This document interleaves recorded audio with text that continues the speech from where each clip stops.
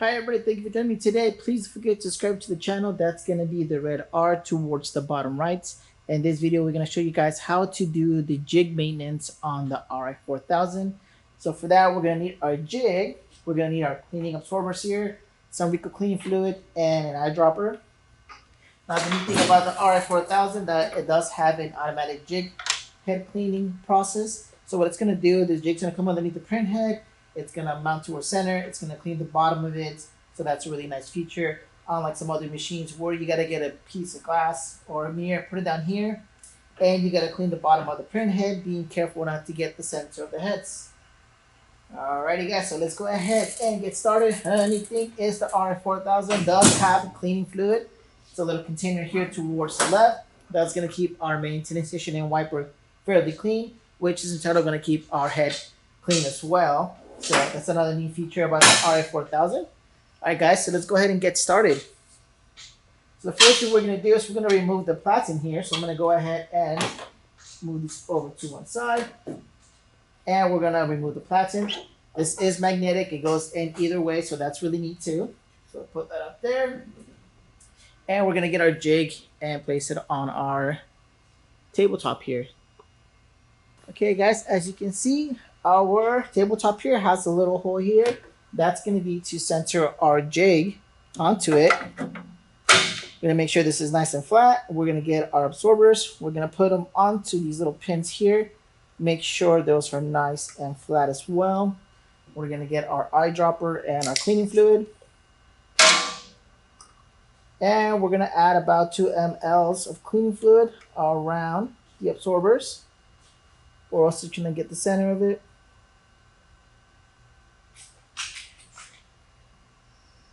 Okay, dokie. Alright, so there we go. You want to get them kind of damp. You don't want them super soaked.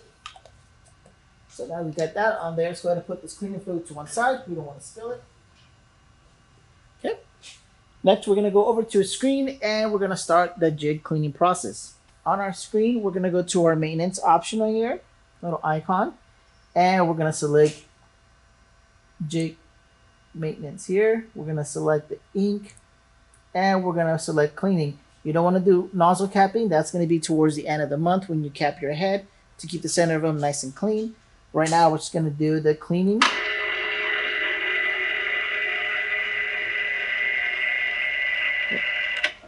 What it's going to do, it's going to lower our tabletop here, or our base for our platen. Next, we're going to go over to the screen and we're going to select start.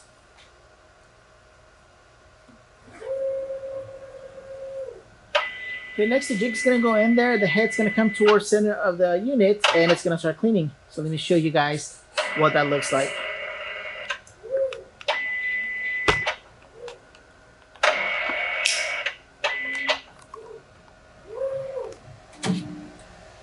Okay guys, you guys can see our head there moving towards center of the printer, and you can see how that jig is cleaning the bottom of the print heads.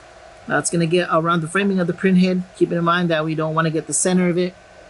So this is a really awesome feature that the Ri4000 has. It's the automatic head cleaning, or jig maintenance as we call it here on the display.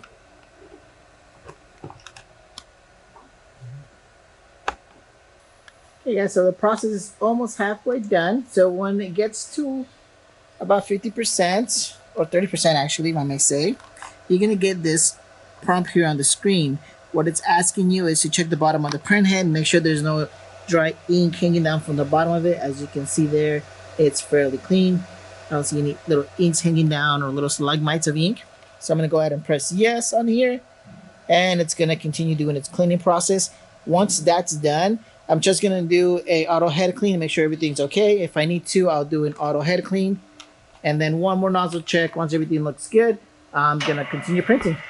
Alright guys, thank you for joining me today. Please don't forget to subscribe to our channel. That's going to be the red R towards the bottom right. Give us a like, leave us some comments. Let us know what you guys think about these videos, and we'll see you guys next time.